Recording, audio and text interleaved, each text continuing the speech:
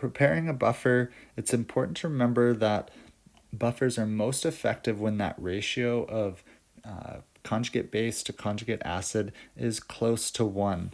And so I'm just going to do a quick example calculation on the side here. So say I have a buffer where that ratio is 1 to 1. I have equal concentrations of my conjugate acid and base. And let's say I add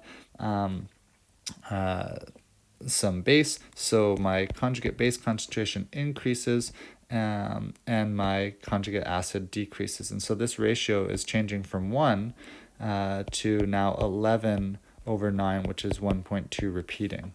Okay, and so I added some base and my ratio changed from 1 to 1.2. And let's say I add the same amount, but to a buffer where the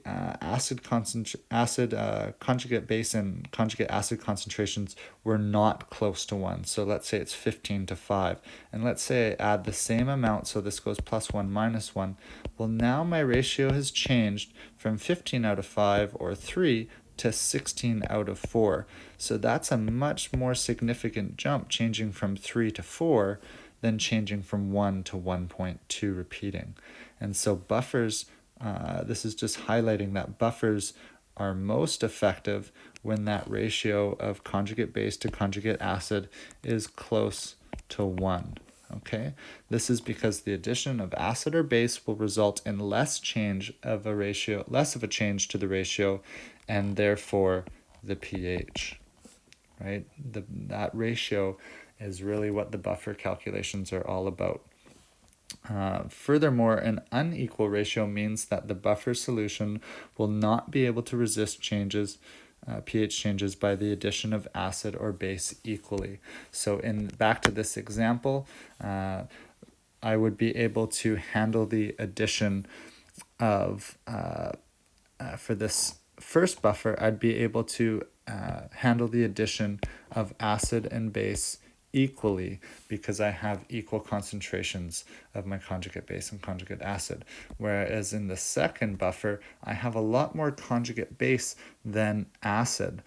So that means I would be able to handle the addition of acid a lot more than the addition of base.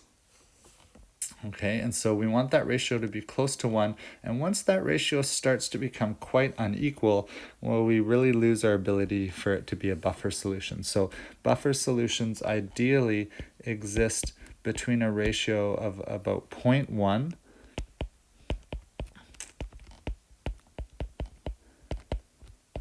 to about 10. And so anything kind of beyond that, we no longer have a buffer solution. In order to achieve a ratio that's close to 1, we want to make sure that we're selecting appropriate reagents.